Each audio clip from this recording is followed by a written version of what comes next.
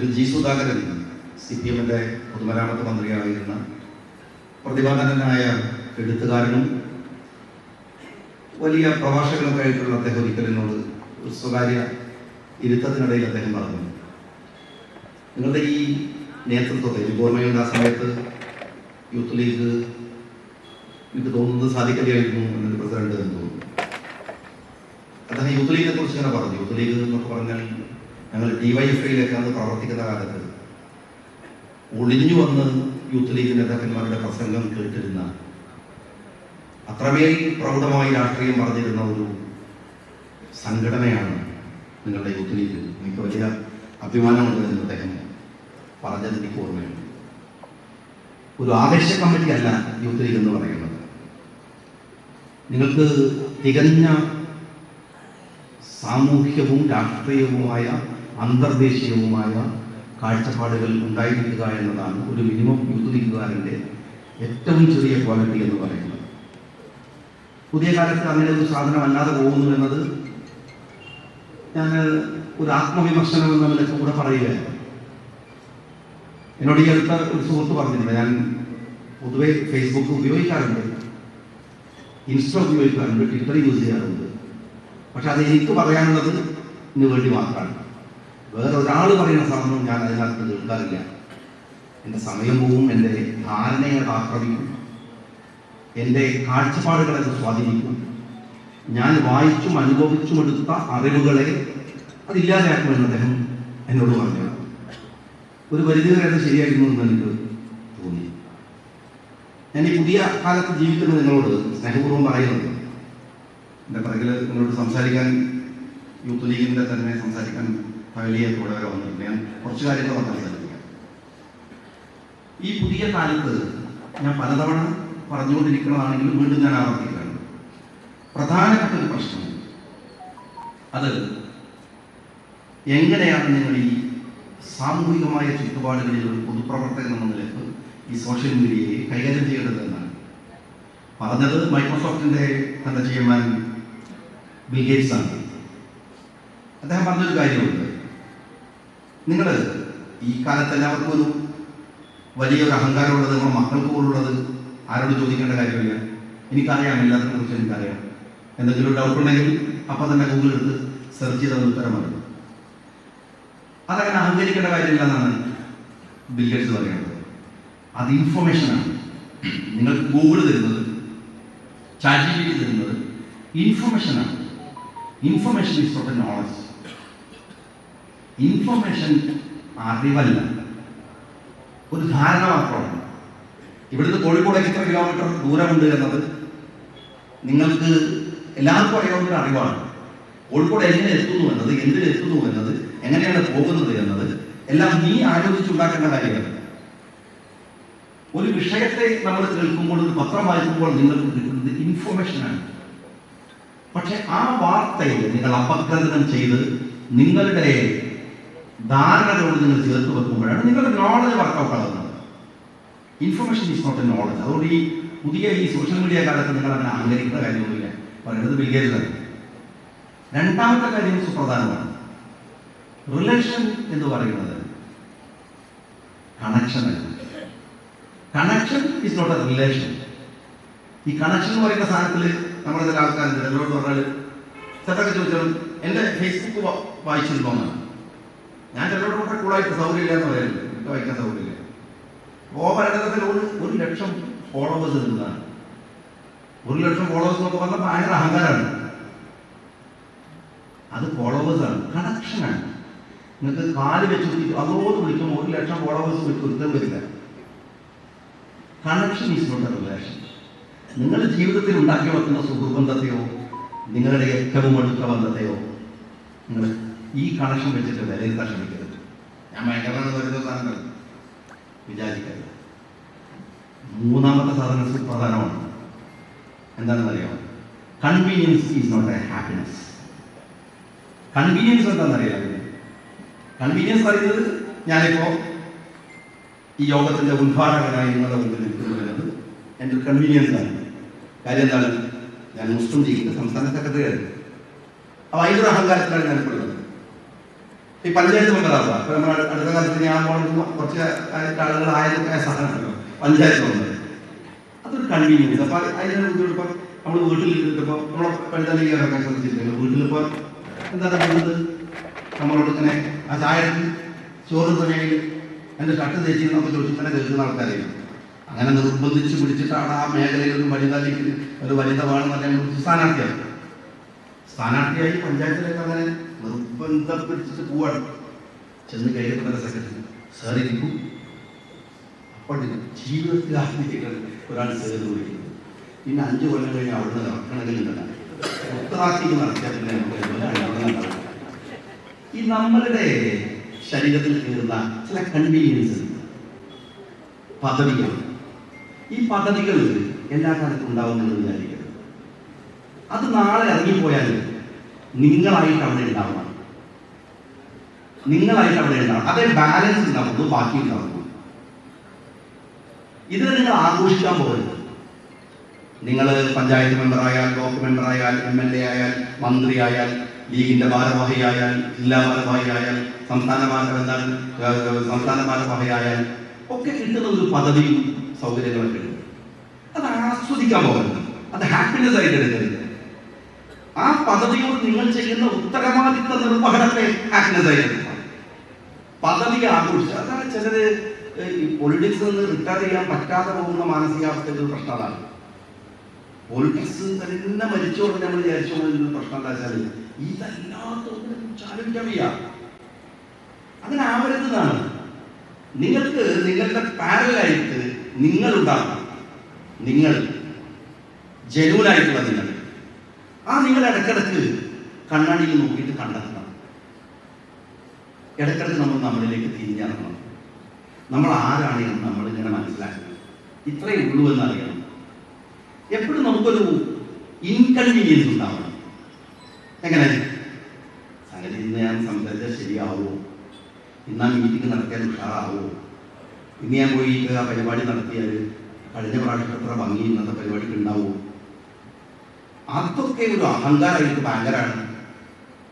എൻ്റെ പദവിയിൽ ഞാൻ അങ്ങനെ ഈ കൺവീനിയൻസിനെ ഒരു ഹാപ്പിനെസ് ആയിട്ട് അത് നാളെ അത് ഉണ്ടാവില്ല എന്നുള്ള കൃത്യമായ ബോധത്തോടെ ജീവിക്കാൻ കഴിയുന്നില്ലെങ്കിൽ വലിയ പ്രയാസമാണ് പുതിയ കാലത്ത് നിന്ന് വില്ലേജ് പറയുന്നത്. ഞാൻ ആമുഖമായിട്ട് 2-3 കാര്യങ്ങൾ നിങ്ങളോട് പറഞ്ഞു മാത്രം. അതേസമയത്ത് നിങ്ങൾ നമ്മളുടെ ചുറ്റും നടക്കുന്ന കാര്യങ്ങളൊക്കെ കൃത്യമായിട്ട് ശ്രദ്ധിക്കുന്ന ആളുകളായി സമീപകാലത്ത് ഏറ്റവും ശ്രദ്ധേയമായി, നമുക്ക് എത്രമാത്രം അത് അന്വേഷണം ഉണ്ടായിരുന്നു എന്നുള്ളതല്ല, ഏറ്റവും ശ്രദ്ധേയമായിട്ടുള്ള നിരവധി രാഷ്ട്രീയ പ്രശ്നങ്ങൾ ഇന്ത്യയിൽ നടന്നു നിൽക്കുന്ന സമയത്ത് കൂടിയാണ് നമ്മൾ പോയത്. ഈ രാജ്യത്തൊരു യുദ്ധം വന്നു. ആ യുദ്ധം വന്നത് നമ്മൾ കണ്ടു, യുദ്ധത്തിന്റെ വാർത്തകളൊക്കെ നമ്മൾ വായിച്ചു. പക്ഷെ ഞാൻ നേരത്തെ പറഞ്ഞ പോലെ ഒരു ഇൻഫർമേഷൻ എന്നുള്ള നിലക്ക് ആ വാർത്തകളെ വായിക്കുന്നതിനപ്പുറത്ത് നിങ്ങൾ ഈ വാർത്തകളെ കണ്ടത് എങ്ങനെയാണ്? യുദ്ധം ഉണ്ടാക്കിയിട്ടുള്ള ഇമ്പാക്റ്റുകൾ, യുദ്ധം ഉണ്ടാക്കിയിട്ടുള്ള പ്രശ്നങ്ങൾ എന്താണ് ബാക്കിയായത്? ഇന്ത്യ എന്ന് പറയുന്ന ഒരു ഭരണകൂടത്തിന് ഒരു 10 വർഷം കൊണ്ട് ആ ഭരണകൂടത്തിന്റെ നിലപാടുകൾ ഏകദേശം ഇല്ലാതെയായി കഴിഞ്ഞു എന്നതാണ്. ഈ രാജ്യം ലോകത്തിന്റെ മുമ്പിൽ നിങ്ങൾ അതൊന്ന് പരിശോധിച്ച് നോക്കിയാൽ നേരത്തെ ലോകത്ത് ഏത് യുദ്ധങ്ങൾ നടക്കുമ്പോഴായാലും, ഏത് പ്രശ്നങ്ങൾ ലോകത്തിന്റെ എല്ലാ ഭാഗത്തുണ്ടായി വന്നപ്പോഴായാലും ഈ രാജ്യത്തിന് അതിൻ്റെതായ നിലപാടുകൾ ഉണ്ടായിരുന്നു. പക്ഷെ നിങ്ങളും ഞാനും അറിയാതെ ഈ രാജ്യം ആഗോള തലത്തിൽ വലിയ പരിഹാസ്യതയിലേക്ക് വരുന്നു. ഇന്ത്യ എന്ന് പറയുന്നത് സത്യത്തിൽ ഇന്ത്യക്കാരല്ലാത്തവർക്ക്, സീരിയസ് ആയിട്ട് ആഗോളതലത്തിൽ രാഷ്ട്രീയം കൈകാര്യം ചെയ്യുന്നവർക്ക് ഒരു പരിഹാസ്യതയാണ് മാറും. ഒറ്റ ഉദാഹരണം ഞാൻ പറയാം. രാവിലെ 8:30 ഇന്ത്യയുടെ പ്രധാനമന്ത്രി പത്രസമ്മേളനം നടത്തുന്നു, യുദ്ധത്തെക്കുറിച്ച് വിശദീകരിക്കാൻ. കൃത്യം 7:50 ട്രംപ് ഒരു പത്രസമ്മേളനം നടത്തുന്നു. എന്നിട്ട് ഇന്ത്യയും പാകിസ്ഥാനും തമ്മിലുള്ള യുദ്ധത്തെക്കുറിച്ച് അയാൾ വിശദീകരിക്കുന്നു. 8:30 വന്ന ഇന്ത്യയുടെ പ്രധാനമന്ത്രി ഒന്നും പറയാനില്ല, കാരണം ഞാൻ യുദ്ധം അവസാനിപ്പിച്ചിരിക്കുന്നു, ഞാൻ അത് തീർത്തത് എന്ന് വളരെ കൂളായിട്ട് അമേരിക്കൻ പ്രസിഡന്റ് പറഞ്ഞു പോകുന്നു. നിങ്ങൾ ഓർക്കേണ്ടത്, രാഹുൽ ഗാന്ധി ഇന്ത്യയുടെ ഭരണകൂടത്തോട് പ്രതിപക്ഷം, രാഹുൽ ഗാന്ധി എന്നൊരു വിഷയമല്ല, ഒരു പ്രതിപക്ഷം നിരന്തരമായി ചോദിക്കുന്ന ചോദ്യങ്ങൾക്ക് ഒരു രാജ്യം മറുപടി പറയുന്നില്ല എന്ന് മാത്രമല്ല, പാകിസ്ഥാന്റെ സർവ്വസൈന്യാധിപന് വൈറ്റ് ഹൗസിൽ ലഞ്ച് കൊടുക്കുന്നു. ഇന്ത്യക്ക് പറയുന്നു ഞങ്ങൾ വരുന്നില്ല. പക്ഷെ വരുന്നില്ല എന്ന പരാതി അല്ലാതെ ഈ യുദ്ധം ഞാനാണ് നിർത്തിയത് എന്ന് പറയുന്ന ട്രംപിനോട് അമേരിക്കയുടെ പാകിസ്ഥാന്റെ സർവ്വസൈന്യാധിപനെ വൈറ്റ് ഹൗസിൽ കൊണ്ടുവന്ന് ലഞ്ചൊരുക്കുന്ന US-നോട് ഒരു നിലപാടും പറയാനാവാതെ, ഒരു പ്രതിഷേധത്തിന്റെ ഒന്ന് കരഞ്ഞിരുന്നെങ്കിൽ എന്ന് സിനിമയിൽ പറയില്ലേ, ഒന്നൊരു പ്രതിഷേധിച്ചിരുന്നെങ്കിൽ ചെറുതെ വെറുതെ ഒന്ന് അങ്ങനെ ഒരു കരച്ചിൽ പോലും പറയാനാവാതെ അമേരിക്കയുടെ മുമ്പിൽ ഇന്ത്യ നിസ്സഹായമാണ്. രണ്ടാമത് നമ്മൾ കണ്ട യുദ്ധം ഇറാൻ യുദ്ധമാണ്. ഇറാനുമായിട്ട് ബന്ധപ്പെട്ട യുദ്ധമാണ്, വിഷയമാണ്. ആ ഇറാൻ വിഷയത്തിൽ റഷ്യക്ക് നിലപാടുണ്ട്, ചൈനക്ക് നിലപാടുണ്ട്. നിർഭാഗ്യവശാൽ ഇന്ത്യ മഹാരാജ്യത്തിന് ഒരു നിലപാടില്ല. ആ വിഷയത്തിൽ ലോകം മുഴുവൻ നോക്കിയത് ചൈനയെയല്ല, റഷ്യയെയല്ല, ഇന്ത്യയാണ്. കാരണം ഇന്ത്യ ചേരാൻ നയത്തിന്റെ ഉപജ്ഞാതാക്കളാണ്. ഏഷ്യയിൽ ഇങ്ങനെ ഒരു പ്രശ്നം ഉണ്ടാകും. ഇറാനുമായിട്ടുള്ള ഏതെല്ലാം തരത്തിലുള്ള ബന്ധം ഇന്ത്യക്കുണ്ട്? സാമ്പത്തിക ഇടപാടുകൾ. ഇറാനെ അങ്ങോട്ടല്ലേ തള്ളാൻ പറ്റാതെ പോകുന്നത്. ഇസ്രായേലുമായി യുദ്ധം ചെയ്യുമ്പോൾ ഇന്ത്യ നിശബ്ദമാവുകയല്ലാതെ ഇന്ത്യക്ക് വേറെ ഒരു വർത്തമാനം പറയാൻ കഴിയാത്തവണ്ണം നിൽക്കേണ്ടി വരുന്നത് എന്തുകൊണ്ടാണ്? നിങ്ങൾ നോക്കൂ, യുദ്ധത്തിലേക്കാരെ നമ്മുടെ ഇന്ത്യയുടെ വിദേശകാര്യ മന്ത്രി അദ്ദേഹത്തിന് ജയശങ്കർ മനോഹരമായ ഭാഷയിൽ സംസാരിക്കാൻ അയാൾക്ക് കഴിയും. ജർമ്മൻ ഭാഷയും അറിയാം എന്നാണ് BJP-ക്കാർ പറയുന്നത്. വലിയ കാര്യം. അയാൾക്ക് 100 ഭാഷ അറിഞ്ഞിട്ടും കാര്യമില്ല, പറയാൻ മാറ്ററില്ല. അയാൾക്ക് സംസാരിക്കാൻ എന്താ ഉള്ളത്? ഇപ്പൊ നിങ്ങൾ നോക്കിക്കോളൂ, നമ്മളുടെ ഓപ്പറേഷൻ സിന്ദൂർ കഴിഞ്ഞപ്പോൾ വിശദീകരിക്കാൻ പോയത് E.T. മുഹമ്മദ് ബഷീർ സാഹിബാണ്. ഇന്ത്യയുടെ മറ്റു രാഷ്ട്രീയ പാർട്ടി പ്രതിനിധികളാണ്. ലോകത്ത് മുഴുവൻ പോയത് മറ്റുള്ളവരാണ്, മറ്റാളുകളാണ്. എന്തുകൊണ്ടാണ് അങ്ങനെ പോകേണ്ടി വരുന്നത്? ഇന്ത്യയുടെ വിദേശകാര്യമന്ത്രിക്ക് സംസാരിക്കാൻ വിഷയങ്ങളില്ല. അതേസമയം നിങ്ങൾ കാണേണ്ട ഒരു കാര്യമുണ്ട്. അബ്ബാസ് അർഗാച്ചി എന്ന് പറയുന്നത് ഇപ്പോൾ എല്ലാവർക്കും അറിയാവുന്ന പേരാണ്. ഇറാന്റെ വിദേശകാര്യമന്ത്രിയാണ്. ഇത് നിങ്ങൾ ശ്രദ്ധിക്കേണ്ടുന്ന ഒരു കാര്യമാണ്. ഈ ഇറാന്റെ വിദേശകാര്യമന്ത്രി അയാൾ ഈ വിഷയത്തെ ലോകരാജ്യങ്ങളുടെ മുമ്പിൽ പോയി, ഇന്ത്യയും അതുപോലെ യുദ്ധം ചെയ്തതല്ലേ? ഇന്ത്യയിലെ വിദേശകാര്യമന്ത്രി ലോകത്തോട് സംസാരിച്ചത് നിങ്ങൾ കേൾക്കും. എന്താ പറഞ്ഞത്? പക്ഷെ അബ്ബാസ് അർഗാച്ചി ലോകത്തോട് സംസാരിക്കാൻ പോയത് ലോകമറിഞ്ഞു, പറഞ്ഞത് ലോകമറിഞ്ഞു. ട്രോയ്ക്കയുമായി ചർച്ച നടക്കണം. അതാണ് അവിടെയാണ് ശ്രദ്ധേയമായിട്ട്. ട്രോയ്ക്കയുമായി ചർച്ച നടന്നുകൊടുക്കുമ്പോ അബ്ബാസ് അർഗാച്ചിക്ക് വെള്ളം വേണം. നിങ്ങൾക്കറിയാം, ഒരു അന്താരാഷ്ട്ര സമ്മേളനം നടക്കുമ്പോൾ വെള്ളം ഇങ്ങനെ ലെവലാക്കിട്ട് വെച്ചിരിക്കും. അർഗാച്ചിയുടെ മുമ്പിൽ വെള്ളമുണ്ട്, അബ്ബാസ് അർഗാച്ചിയുടെ മുമ്പിൽ വെള്ളമുണ്ട്. അയാൾ പ്രസംഗം നിർത്തി പിറകിലേക്ക് തിരിഞ്ഞ് അദ്ദേഹത്തിന്റെ സെക്രട്ടറിയോട് പറയുന്നത്, നമ്മുടെ വെള്ളം വേണം, നമ്മുടെ വെള്ളം വേണം. ഏതാ നമ്മുടെ വെള്ളം? ഇറാനിൽ നിന്ന് കൊണ്ടുവന്ന വെള്ളം വേണം. ലോകം മുഴുവൻ, ലോകത്തിലെ ഡിപ്ലോമാറ്റുകൾ മുഴുവൻ എത്തിയ ഒരു സീനാണ്. എന്ന് വെച്ചാൽ ഞങ്ങൾക്ക് നിങ്ങൾ വെള്ളം കുടിക്കാൻ വിശ്വാസമില്ല. ലോകരാഷ്ട്രം മുഴുവൻ നിൽക്കുന്നിടത്ത് അബ്ബാസ് അർഗാച്ചി പറയാണ്, ഇറാനിൽ നിന്ന് കൊണ്ടുവന്ന വെള്ളം വേണം. സെക്രട്ടറി കൊണ്ടുവരുന്നു, അർഗാച്ചി കുടിക്കുന്നു, പ്രസംഗം തുടരുന്നു, പിന്നെയും കുടിക്കുന്നു. നോട്ട് ട്രസ്റ്റ് എന്നൊരു മെസ്സേജ്, ഒരു ബോഡി ലാംഗ്വേജ് മാത്രമല്ല, ഒരുപാട് ഭാഷയൊന്നും അറിയണം. ഇന്ത്യയിലെ വിദേശകാര്യമന്ത്രിക്ക് ഒരുപാട് ഭാഷ അറിയാവുന്നതാണ്, മനോഹരമായി സംസാരിക്കുന്നതാണ്. ബോഡി ലാംഗ്വേജ് മതി, ഒരൊറ്റ കമ്മ്യൂണിക്കേഷൻ മതി ലോകത്തോട്. നോട്ട് ട്രസ്റ്റ്, ഞങ്ങൾക്ക് ഞങ്ങളേ ഉള്ളൂ. ഇറാൻ പറയാണ്, ഞങ്ങൾക്ക് ഞങ്ങളേ ഉള്ളൂ. നിങ്ങളുടെ വെള്ളം പോയിട്ട് നിങ്ങളുടെ ഒന്ന് കുടിച്ച വെള്ളത്തിൽ തന്നെ വിശ്വസിക്കില്ല. നാട്ടുപുറത്ത് നമ്മൾ പറയില്ലേ, അമ്പർത്താൻ ഡിപ്ലോമാറ്റിക്കായിട്ട് പറയല്ലേ, നാട്ടിലെ വെള്ളം കൊണ്ടുവരുന്നുള്ളത്. ഒരു വിഷണറിയുള്ള, കാഴ്ചപ്പാടുള്ള, നിരീക്ഷണമുള്ള ഒരു ജനതയുടെ വഴികൾ ഇങ്ങനെയാണ്. ഞാൻ യൂത്ത് ലീഗുകാരോട് പറയുന്നു, ഞാൻ തുടങ്ങിയപ്പോൾ പറഞ്ഞ പോലെ, നിങ്ങൾ എന്തൊക്കെ പറയുന്നു എന്തെല്ലാം, പക്ഷെ ഒരിക്കലും മറക്കാതെ രാവിലെ എഴുന്നേൽക്കുമ്പോൾ ഒരു സങ്കടമായിട്ട് നിങ്ങളുടെ മനസ്സിനകത്ത് അൽഹംദുലില്ലാഹ് എന്നെ അല്ലാഹു വീണ്ടും ഉറക്കത്തിന്റെ മരണത്തിൽ നിന്ന് തിരിച്ചെഴുന്നേൽപ്പിക്കുകയാണ്. അൽഹംദുലില്ലാഹ്. എന്നിട്ട് അള്ളാഹുവിനോട് പറയുന്ന ഒരു കാര്യമുണ്ട്, ഓർക്കേണ്ട ഒരു കാര്യമുണ്ട്. അത് ഗസയിലെ മക്കൾക്ക് വേണ്ടിയിട്ടുള്ള പ്രാർത്ഥനയാണ്. നിങ്ങൾ ഗസയെ മറക്കരുത്. ഞാൻ യൂത്ത് ലീഗുകാരോട് വിശേഷിച്ച് പറയുന്നു, ഗസയെ മറക്കരുതെന്ന് ഞാൻ പറയുന്നുണ്ടെങ്കിൽ മറന്നു പോകുന്ന ഒരുപാട് ഘട്ടങ്ങളുണ്ട്. നിങ്ങളുടെ ചുറ്റും നടക്കുന്നത് എന്താണ് എന്ന് നിങ്ങൾ അറിയാതെ പോകരുത്. നിങ്ങൾക്കറിയാവുന്ന, നമുക്കറിയാവുന്ന ചില കാണുന്നതും ചെയ്തുകൊണ്ടിരിക്കുന്നതുമല്ലാത്ത പലതിലുമാണ് പുതിയ യൗവനമുള്ളത്. നമ്മുടെ തെരുവുകളിൽ, നമ്മുടെ ക്യാമ്പസുകളിൽ നമ്മുടെ മക്കൾ ഫോളോ ചെയ്യുന്നത്, പ്രത്യേകിച്ച് പെൺകുട്ടികൾ ഫോളോ ചെയ്യുന്നത് നമ്മൾ ഈ കാട്ടിക്കൂട്ടുന്ന ഒരു പരാക്രമവുമല്ല എന്ന് നിങ്ങൾ മനസ്സിലാക്കണം. അവരുടെ ഇൻട്രസ്റ്റ് നിങ്ങൾ ഈ പറയുന്ന മേഖലകളിൽ ഒന്നുമല്ല. നിങ്ങൾക്ക് തോന്നുന്നുണ്ടാവും നമ്മൾ ഒരു തെരഞ്ഞെടുപ്പൊക്കെ ജയിച്ചു നിൽക്കുകയാണ്, വലിയ വിജയമാണ്, ഒക്കെ ശരിയാണ്. പക്ഷേ നിങ്ങൾ ഈ ഒരു ജനതയുടെ ആധുനിക കാലങ്ങളിലെ ചെറുപ്പക്കാരന്റെ സെന്റിമെന്റിനെ കുറിച്ച് നിങ്ങൾ ആലോചിച്ചിട്ടുണ്ടോ?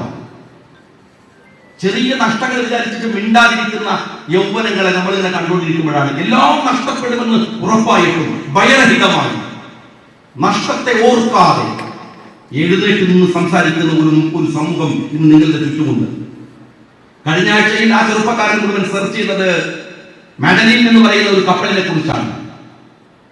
ഒരു ചെറിയ കപ്പലില് ഗ്രാറ്റ ടൂൺബറി എന്ന് പറയുന്ന ഒരു സോഷ്യൽ വർക്കറും 11 സാമൂഹ്യ പ്രവർത്തനത്തിലൂടെ കുറെ ഭക്ഷണവുമായിട്ട് ഗസയിലേക്ക് പോയി.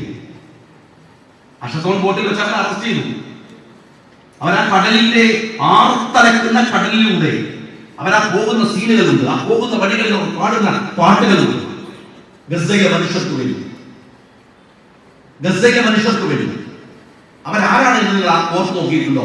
ഗ്രറ്റ മാത്രമല്ല, അതിൽ പോയ 11 മനുഷ്യന്മാർ. അവർ തന്നെ ഈ കടലിലൂടെ അവിടെ എത്തുമോ എന്ന് ഭയന്നുള്ള യാത്രയാണ്. ആ യാത്രയിൽ പോയതിൽ ഒരാളെ പോലും നിങ്ങൾക്ക് ഒരു മുസ്ലിമായ ഒരാളെ കാണാനാവില്ല. ന്യൂയോർക്കിലെ യൂണിവേഴ്സിറ്റിയിൽ കഴിഞ്ഞ ആഴ്ചയിൽ ഗ്രാജുവേഷൻ സെറിമണി നടക്കുകയാണ്. ആ ഗ്രാജുവേഷൻ സെറിമണി നടക്കുമ്പോൾ ഒരു പെൺകുട്ടി തന്റെ സർട്ടിഫിക്കറ്റ് തരുന്നതിന്റെ തൊട്ട് മുമ്പ് അവർക്ക് സംസാരിക്കും, ലോകത്തോട് സംസാരിക്കാം. അങ്ങനെയാണ് അതിന്റെ കൺസെപ്റ്റ്. അങ്ങനെ സംസാരിക്കുന്ന സമയത്ത് അവർ പറയുന്നുണ്ട്, എനിക്കൊന്നേ പറയാനുള്ളൂ, എന്റെ അറിവ്, എനിക്ക് ലഭിക്കുന്ന സർട്ടിഫിക്കറ്റ്, ഞാൻ പഠിച്ച പാഠങ്ങൾ ഒന്ന് ഞാൻ ലോകത്തോട് പറയുന്നു. ഇസ്രായേൽ ഫലസ്തീനികളോട് ചെയ്യുന്നത് ക്രൂരതയാണ് എന്നല്ല, ഭീകരമായ കൂട്ടക്കൊലയാണ്. ആ പെൺകുട്ടിയുടെ ഡിഗ്രി പോയി, ആ പെൺകുട്ടിയുടെ സർട്ടിഫിക്കറ്റ് പോയി. കഴിഞ്ഞ ആഴ്ചത്തെ സംഭവം നിങ്ങൾക്കറിയാം. 1986 വേൾഡ് കപ്പിലെ ഫുട്ബോളിലെ അതിന്റെ ടോപ്പ് സ്കോററായിട്ടുള്ള ഗാനിയിലേക്കാണ്. അയാൾ ഇപ്പോൾ കഴിഞ്ഞ വേൾഡ് കപ്പ് അടക്കം BBC-യിലെ കമന്റേറ്ററാണ്. BBC-യിൽ ലക്ഷങ്ങൾ സാലറി വാങ്ങുന്നയാൾ.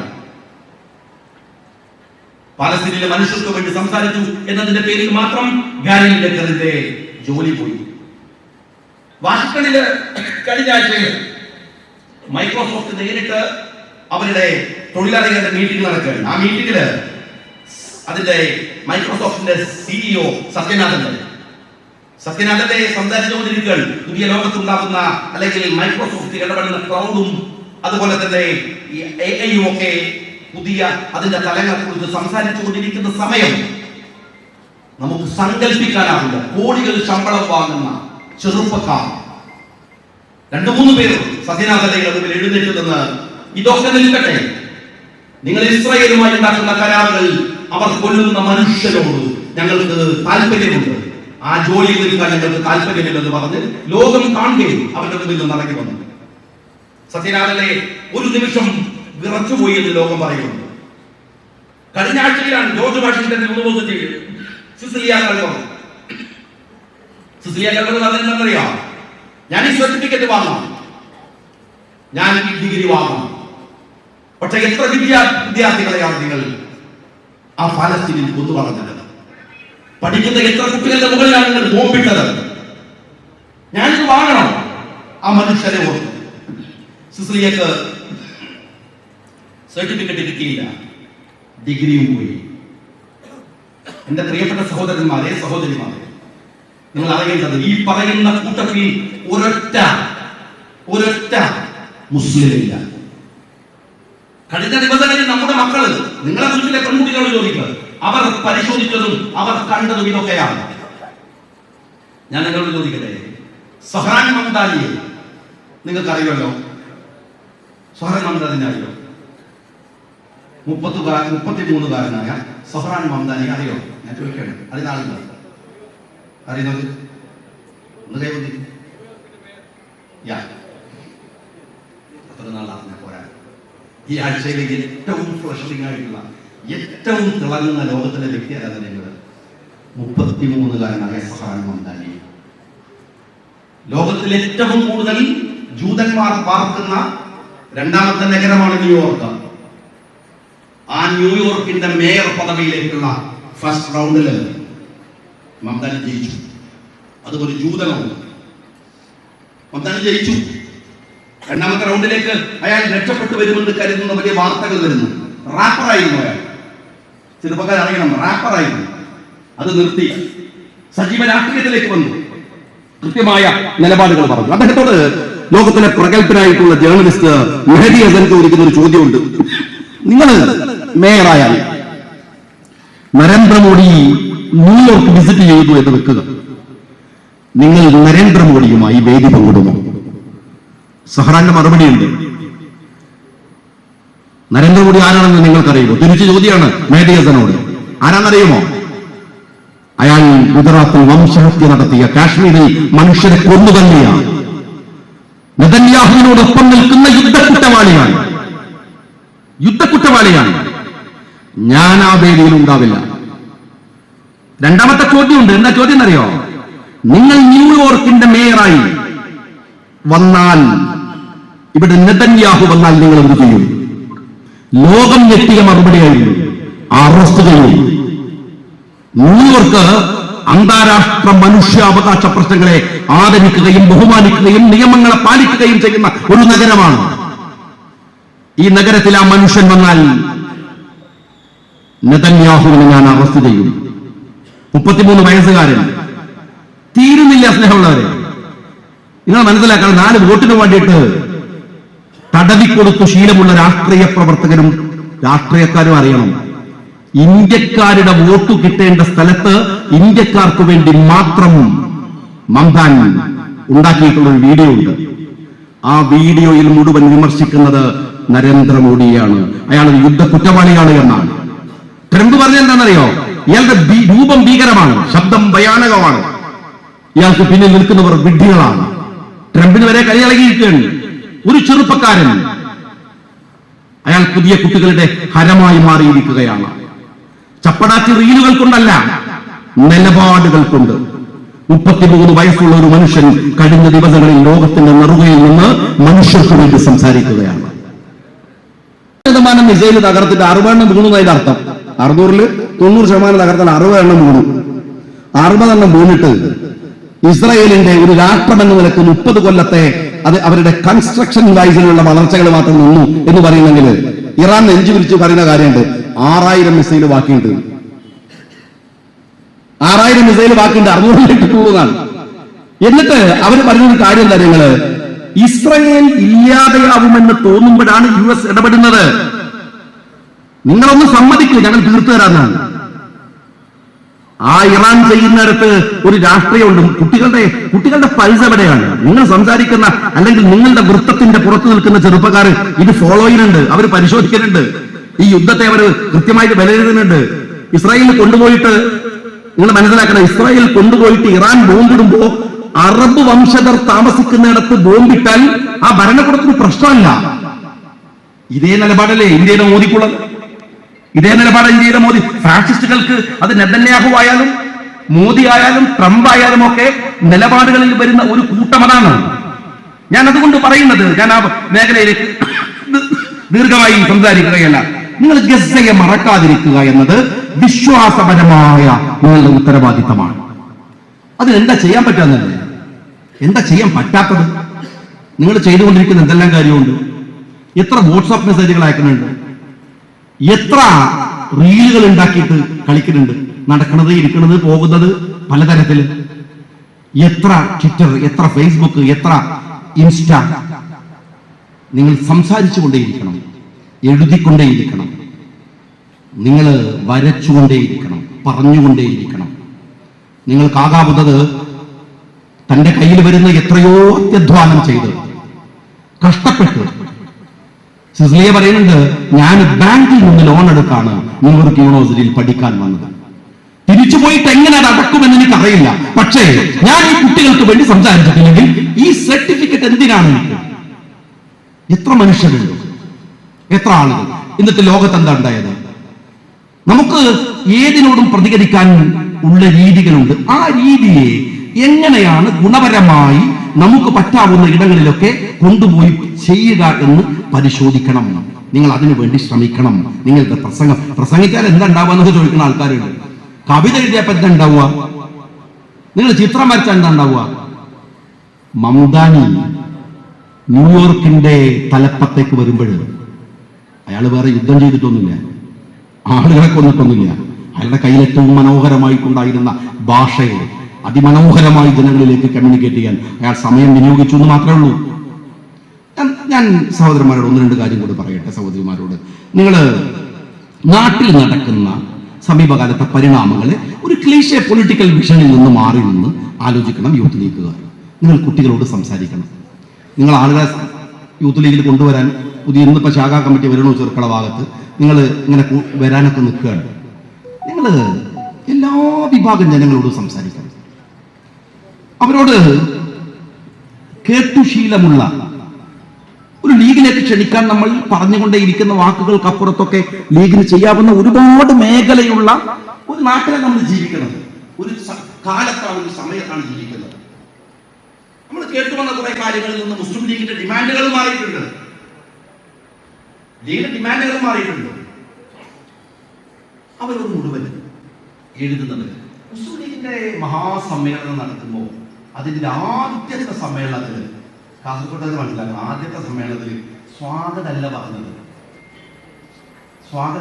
അധ്യക്ഷൻ ഇരിക്കല്ലേ എന്നത് കാസർഗോഡുകാരനായ ഉബൈദ് സാഹിബിന്റെ പാട്ടുകൊണ്ടാണ് കേരളത്തിലെ മുസ്ലിം ലീഗ് പ്രസ്ഥാനത്തിന്റെ ആദ്യ സമ്മേളനം തുടങ്ങുന്നത്.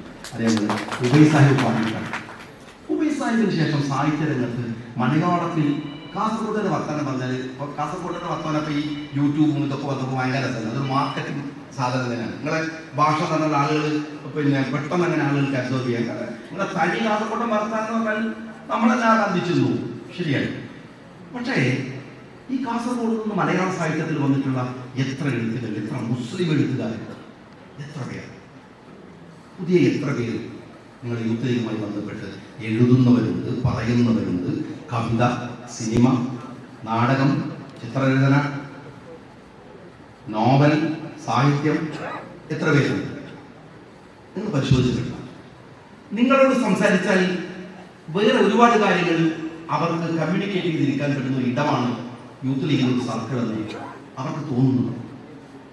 നമ്മുടെ പെൺകുട്ടികൾക്കിടയിൽ വരുന്ന ഒരു എക്സ്പ്ലോഷൻ നിങ്ങൾ മനസ്സിലാക്കുന്നുണ്ട് എത്ര വലുതായിട്ടാണ്. യഥാർത്ഥത്തിൽ ഞാൻ പലപ്പോഴും പറയാറുണ്ട്, ഈ ജെൻഡർ ഇക്വാലിറ്റി എന്ന തട്ടിപ്പ് തന്നെ പെൺകുട്ടികൾ മേൽപ്പെട്ട് കയറി പോകുന്നുള്ള ഭയം കൊണ്ടാണ്. നമ്മൾ ജെൻഡർ ജസ്റ്റിസിനെ കുറിച്ച് വിചാരിക്കുന്നവരാണ്. അത് ഇക്വാലിറ്റിയും ജസ്റ്റിസ്, ഇക്വാലിറ്റി ശരിക്കും ഇൻജസ്റ്റിസ് ആണ്. ഇക്വാലിറ്റി അല്ല ശരി. ഇക്വാലിറ്റി ഒരാളെ തന്റെ ചുമലിനോടൊപ്പം വെച്ച് നിർത്തി കട്ടിയില്ല രീതിയാണ്. ജസ്റ്റിസ് അങ്ങനെയല്ല. ജസ്റ്റിസ് അവർക്ക് അർഹമായ ഇടത്തൊക്കെ അവരെത്താനുള്ള അവരെ അനുവദിക്കുക എന്ന് പറയുന്നത്, അല്ലെങ്കിൽ അതിന്റെ കൂടെ നിൽക്കുക എന്ന് പറയുന്ന ഒരു കാര്യമാണ്. രണ്ട് തമ്മിൽ വ്യത്യാസമുണ്ട്. അപ്പൊ ഈ പുതിയ തലമുറയിലെ പെൺകുട്ടികൾ നിങ്ങൾ റീഡ് ചെയ്തിട്ടുണ്ട് അവരുടെ ധാരണയെക്കുറിച്ച്, അവരുടെ കാഴ്ചപ്പാടുകളെ കുറിച്ച് നിങ്ങൾ അവരോട് സംസാരിച്ചിട്ടുണ്ടോ? അവർക്ക് മെമ്പർഷിപ്പ് കൊടുക്കില്ലേ? ഏറ്റവും അടുത്ത് കേരളത്തിലെ 2-3 ഇഷ്യൂസ് നിങ്ങൾ അറിയാം. ഒന്ന് പെരുന്നാൾ അവധിയുമായി ബന്ധപ്പെട്ട് ഒരു ഈസി സാധനമാണ്, വളരെ സിമ്പിളായിട്ട് നമുക്ക് തോന്നിയൊരു സാധനമാണ്.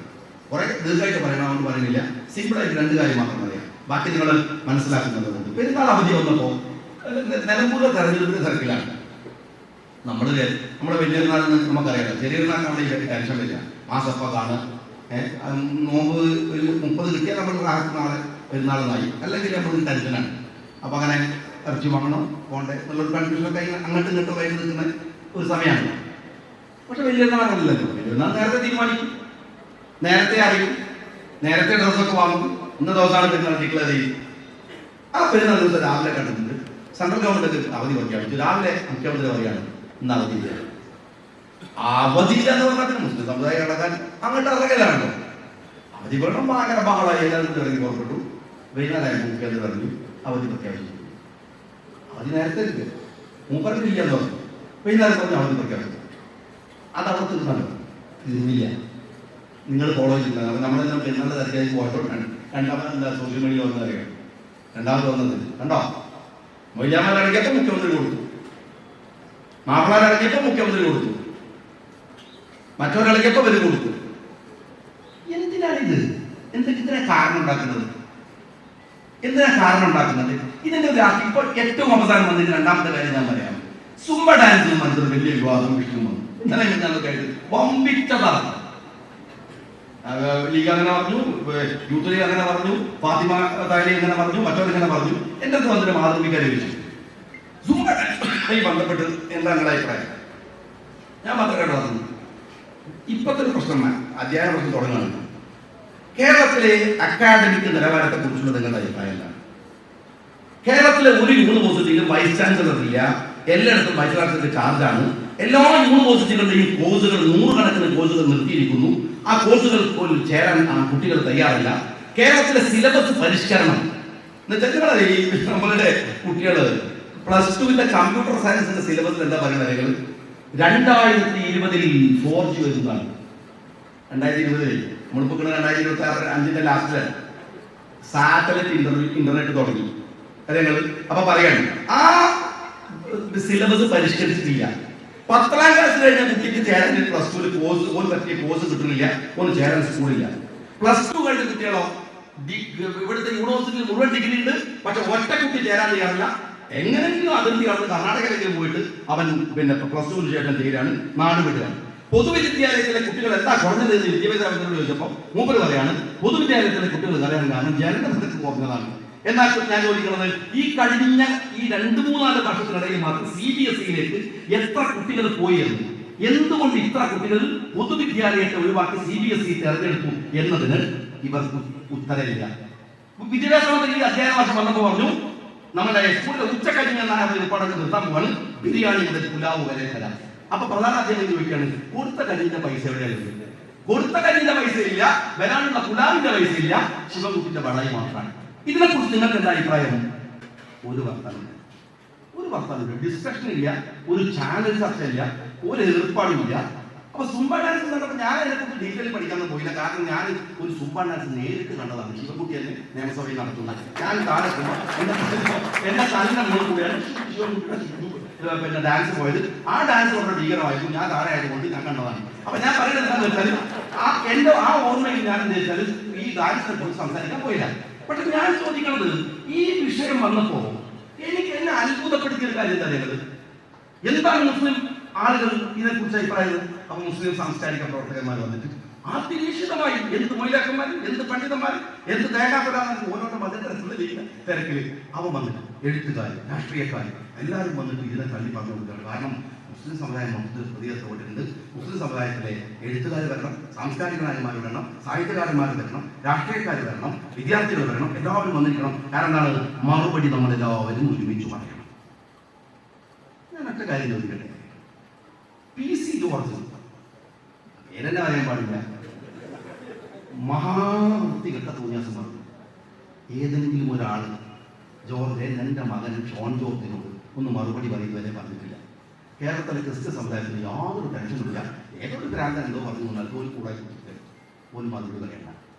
വെള്ളാപ്പള്ളി നടേശൻ കേരളം കണ്ട ഏറ്റവും വലിയ വർഗീയത വന്നിട്ട് നിലമ്പൂരിൽ പ്രസംഗിക്കുക.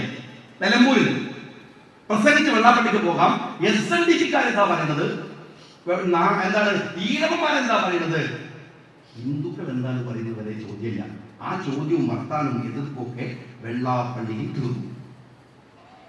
ഏതെങ്കിലും ഞാൻ ചോദിക്കുന്നത് മുസ്ലിം സമുദായത്തിനകത്ത് എന്തെല്ലാം ധാരകളുണ്ട് ഓർക്കൊന്ന് ചോദിച്ചോളൂ. ചോദ്യം ചോദിക്കാതെ പറയുന്നതൊക്കെ കേൾക്കാൻ പിണറായി വിജയൻ ഈ രാജ്യത്തിന്റെ മഹാരാജാ പറ്റാണ്. അയാൾ പറഞ്ഞ മുഴുവൻ കേട്ടോ തിരുവായി എതിർവായില്ല എന്നൊക്കെ പറയുന്ന കാലം അവർ ചോദിച്ചതിന്റെ കുഴപ്പം ആ അഭിപ്രായം നമുക്കുണ്ടോ ഇല്ലെന്ന കാര്യം പറയണം. അവർ ചോദിക്കുന്ന അവകാശമുണ്ട്, അവരൊരു സംശയമാണ്. അത് ഇന്ന കാര്യത്തിനാ പറയാത്തതില്ലേ? ചോദ്യം ചോദിച്ചാൽ അങ്ങ് ചെത്തിക്കളയുമെന്ന് പറയാൻ ഇത് വലിയൊന്നും തറവാട്ട് സ്വത്തുന്നല്ലോ ഈ രാജ്യം എന്ന് പറയുന്നത്. ഇത് ജനാധിപത്യ രാജ്യമല്ലേ? ചോദിച്ചാൽ മറുപടി പറയണ്ടു, അത് കൊടുത്താൽ പോലെ. അതിനുള്ള മുസ്ലിം സമുദായം വന്നിട്ട് മറുപടി പറയണം, ഞങ്ങളെല്ലാം കൂടി ഉത്തരം പറയണം എന്ന് പറയുന്നത് എവിടുത്തെ നിലപാടാണ്? അതിനകത്തൊരു സാഹിത്യകാരൻ, ഞാൻ പണ്ടേ പറഞ്ഞിട്ടുണ്ട്, ഇയാള് ജീവിതം തന്നെ കഴുത ജീവിതമാണ്, ഇവരുടെ ചെരുപ്പ് തന്നെയാണ്. അത് പറയാണ്, നിലമ്പൂരിൽ ജയിച്ചപ്പോൾ ചിലർ എന്താണ് നിലമ്പൂർ ജയിച്ചപ്പോഴേക്കും മതവിഷജീവികൾ പുറത്തു വന്നിരിക്കുന്നു. ഞാൻ ഇയാൾക്ക് പറയുന്നത്, നിലമ്പൂർ തെരഞ്ഞെടുപ്പിന് മുമ്പ് ചില സാംസ്കാരിക സൈനൈഡുകൾ അവിടെ വന്നിരുന്നല്ലോ. എന്നിട്ട് എന്താണ് ഉണ്ടാക്കി? ആണ് ജനങ്ങൾ നിങ്ങൾ നിരാകരിച്ചതിന് ആ ദേഷ്യത്തല്ല ഇവിടെ കാണിക്കേണ്ടത്, അതല്ലല്ലോ. സാംസ്കാരിക പ്രവർത്തകർ എന്നാണ് എന്തായാലും അത് ആദ്യം മനസ്സിലാക്കണം. നമുക്ക് കുറച്ച് ആൾക്കാർക്ക് വീക്ക്നസ് ഉണ്ട്. യൂത്ത് ലീഗുകാർ മനസ്സിലാക്കണം, ഇതെങ്ങാനും കേൾക്കാൻ KMCC-ക്കാരെ പറ്റിയ ഒരു മനസ്സിലാക്കണം.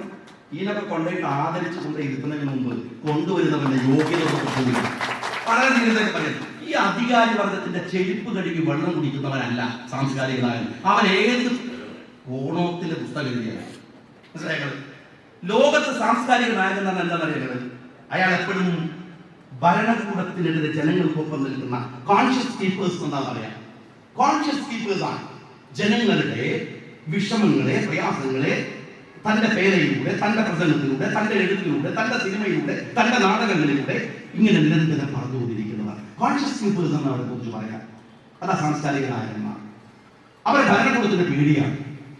കാരണം അവർ പറഞ്ഞു കളയുമ്പോൾ ഇവിടെയോ ഈ സാംസ്കാരിക നായകന്മാരെന്ന് വിളിക്കപ്പെടുന്ന ഈ സൈനൈഡുകൾക്ക് ഭരണകൂടത്തെ പേടിയാണ്. അവാർഡ് നിഷേധിച്ചു കളയുമ്പോൾ എന്നാണ് അവരുടെ കാരണം. അവനെയാണ് സാംസ്കാരിക നായകന്മാരെന്ന് നമ്മൾ പറയുന്നത്. അതിനായിട്ട് ഈ നാട്ടിൽ നടക്കുന്ന ഒരു സാംസ്കാരിക നായകൻ ക്യാരക്ടർ ഉണ്ടാകും. ഇതൊക്കെ എന്ത് ക്യാരക്ടർ അല്ല ചോദിക്കുന്നത്? ഒരു ഐഡന്റിറ്റി ഉള്ളവരുണ്ട്. അരുന്ധതി റോയിയെ പോലെയുള്ളവരുണ്ട്, റൊമില ദാപ്പറിനെ പോലെ, ഗിരീഷ് കർണാട്ടിനെ പോലെ, കേരളത്തിലേക്ക് വന്നാൽ കൽപ്പറ്റ നാരായണനെ പോലെ, അങ്ങനെ MD വാസുദേവനെ പോലെ, CV ബാലകൃഷ്ണനെ പോലെ, P സുരേന്ദ്രനെ പോലെ, UK കുമാരനെ പോലെ അങ്ങനെയുള്ള കുറച്ച് ആളുകളുണ്ട്. ഇല്ല എന്നൊന്നും പറയുന്നില്ല. പക്ഷെ ഈ അധികാരി വർഗത്തിന്റെ ചെരുപ്പ് നക്കി നടക്കുന്നവരല്ല. പണ്ട് ഈ മുസോളിനിയുടെ കാലത്ത്, യൂത്ത് ലീഗുകാർ അറിയണം, മുസോളിനിയുടെ കാലത്ത് എസ്രാ പൗണ്ട് എന്ന് പറയുന്ന ഒരു കവി ഉണ്ടായിരുന്നു. എസ്രാ പൗണ്ട് നിരന്തരമായി മുസോളിനിയെ പ്രകീർത്തിച്ചുകൊണ്ടേങ്ങനെ ഇരിക്കും. മാൻ ഓഫ് ദ ഹവർ എന്നാണ് അദ്ദേഹം മുസോളിനിയെ കുറിച്ച് പറഞ്ഞത്. ആ എസ്രാ പൗണ്ടിന്റെ യുദ്ധം, ലോകമഹായുദ്ധത്തിൽ അറിയാലോ, ഹിറ്റ്ലർ തോറ്റു, മുസോളിനി തോറ്റു കഴിഞ്ഞ് കുറച്ച് കഴിഞ്ഞപ്പോൾ ആൾക്കാർ അല്ല ഇങ്ങനെ ചങ്ങായി ഉണ്ടായിരുന്നല്ലോ എന്ന് പരിശോധിച്ച് നോക്കുമ്പോ അയാള് മാനസിക രോഗാശുപത്രിയിലായിരുന്നു. ഇവർക്ക് യുദ്ധമൊന്നും വേണ്ട, ഇവർ ഇപ്പോഴും തന്നെ മാനസിക രോഗത്തിനുള്ള മരുന്ന് കഴിക്കേണ്ട ആളുകളാണ് കേരളത്തിലെ സാംസ്കാരിക പ്രവർത്തകന്മാരെന്ന് പറയുന്ന ഈ എന്താണ് രണ്ടും കെട്ടു എന്ന് പറയാവുന്ന തരത്തിലുള്ള ജീവിതം നയിക്കുന്ന ആളുകൾ, നിലപാടുകളില്ലാത്ത, കാഴ്ചപ്പാടുകളില്ലാത്ത. ഞാൻ പറയുന്നത് അല്ല നമ്മൾ പിന്തുടരേണ്ടത്. ഒരൊറ്റ കാര്യം കൂടെ ഞാൻ പറയുന്നത്, 140 നിയമസഭാ മണ്ഡലങ്ങളിൽ നിന്ന് തിരഞ്ഞെടുക്കപ്പെട്ടവർ, അവർ നിയമസഭയിലെ അംഗങ്ങളായ ആളുകൾ, അവരവിടെയുണ്ട്. പക്ഷെ സഭ കൂടിക്കൊണ്ടിരിക്കുമ്പോഴും നിങ്ങൾ സംസാരിക്കുന്നത് കേരളത്തിലെ രാഷ്ട്രീയം പുറത്തുനിന്ന് ചർച്ച ചെയ്യുന്നുവെങ്കിൽ, നിങ്ങൾ അവിടെ ഉണ്ടാവേണ്ടതായിരുന്നു എന്ന് അവർക്ക് തോന്നുന്നുവെങ്കിൽ, അവിടെയാണ് നിങ്ങൾ നിങ്ങളുടെ ഐഡന്റിറ്റിയെ രേഖപ്പെടുത്തുന്നത്. അവിടെയാണ് പഞ്ചായത്തിലെ ബോർഡ് മീറ്റിംഗ് നടക്കുമ്പോ ജനങ്ങൾക്കൊപ്പം നിന്ന് അവിടെ പറയേണ്ടത് നിങ്ങൾക്ക് നാട്ടിൽ നിന്ന് പറയാൻ കഴിയുന്നുണ്ടെങ്കിൽ, അവിടെ പറയാതെ പോകുന്നത് നിങ്ങൾ പറയുമെന്ന് അവർക്ക് ധാരണയുണ്ടെങ്കിൽ നിങ്ങൾ അവിടെ ഉണ്ടാകണം എന്ന് അവർ വിചാരിക്കണം. ഞാൻ ദീർഘമായിട്ട് ആ വിഷയത്തെ കുറിച്ച് പറയുന്നില്ല. ഒരു സങ്കോചരഹിതമായി അടയാളപ്പെടുത്താൻ കഴിയും വിധം പ്രവർത്തിക്കണമെന്ന് മാത്രം നിങ്ങളോട് സ്നേഹപൂർവ്വം അപേക്ഷിച്ചുകൊണ്ട്, അഭിവാദ്യങ്ങൾ നേർന്നുകൊണ്ട്, ഔപചാരികതയ്ക്ക് വേണ്ടി മാത്രം ഇത് ഉദ്ഘാടനം അറിയിച്ചുകൊണ്ട് നിർത്തുന്നു. നന്ദി.